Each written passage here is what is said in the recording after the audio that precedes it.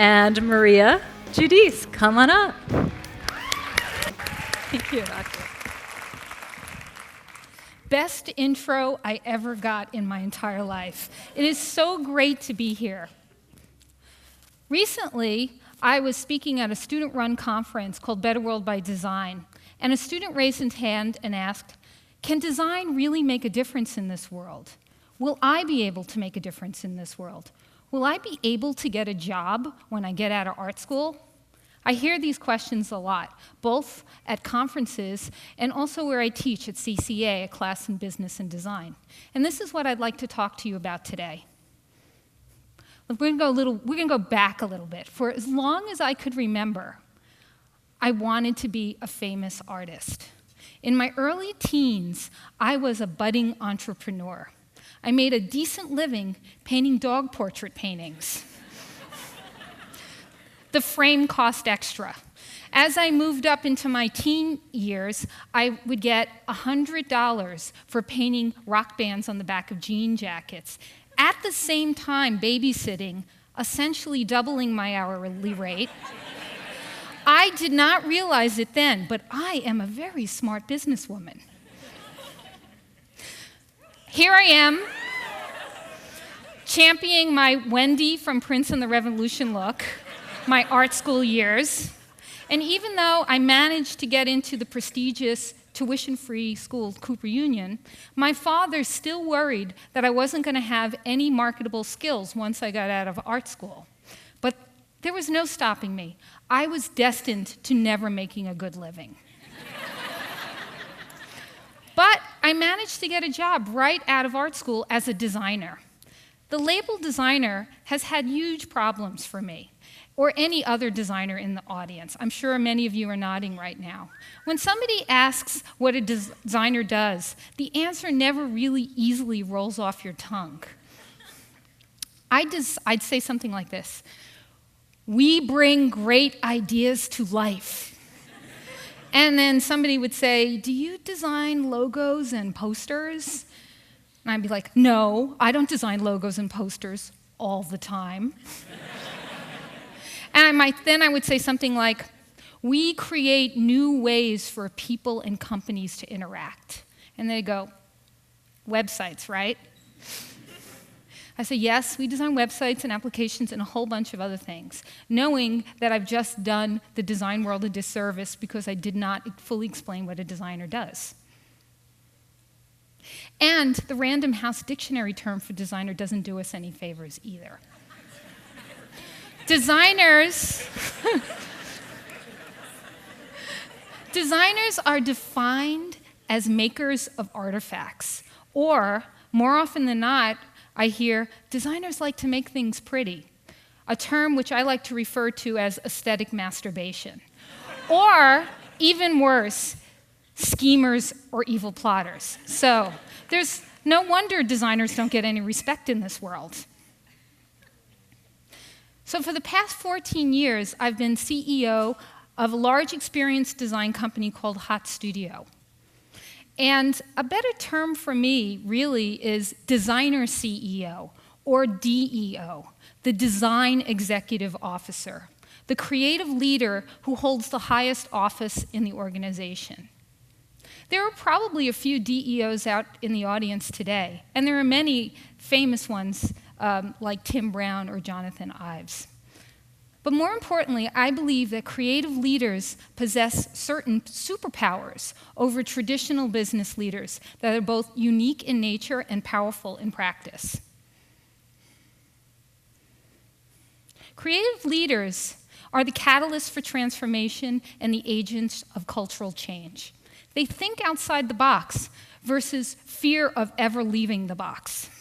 They create things that are relevant and meaningful for people instead of selling the customer or closing the deal. They're systems thinkers, and they have the intense desire and ability to solve complex problems versus solving problems incrementally at a time. Probably the biggest differentiator is that creative leaders embrace risk versus fear or mitigating risk altogether. Great news! Designers have arrived. CEOs have identified creativity as the most important leadership competency for the successful enterprise of the future. Author Dan Pink says the MFA is the new MBA. This is great news, right? Yes? Not such great news. A recent study shows perceptions of prospective leaders as creative made them less likely to be thought of as strong leaders. We have a long way to go, my friends. But something terrible and unexpected has happened. The entire world has broken down. We are less certain about tomorrow than any time in our lives. These horrible, complex problems, however, have given rise to innovation. Disruption abounds. And in some respects, our old systems have had to die in order for them to get reborn. Who are you going to call? Designers, your time is now to reinvent the future and help us make an impact at a global scale. And it's time, it's no longer business as usual. CEOs are signaling a new direction. We need you as creative leaders to design the way forward to create a better path for our children. How do we do that?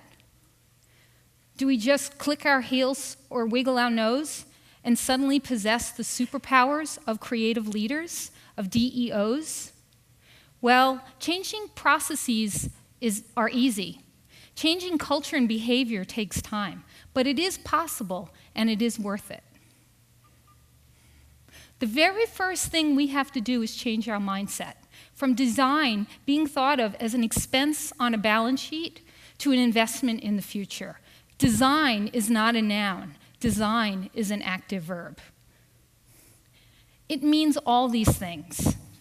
Co-create, participate, facilitate, observe, negotiate, instigate. Design equals radical change. From producers of artifacts to champions of a connected society.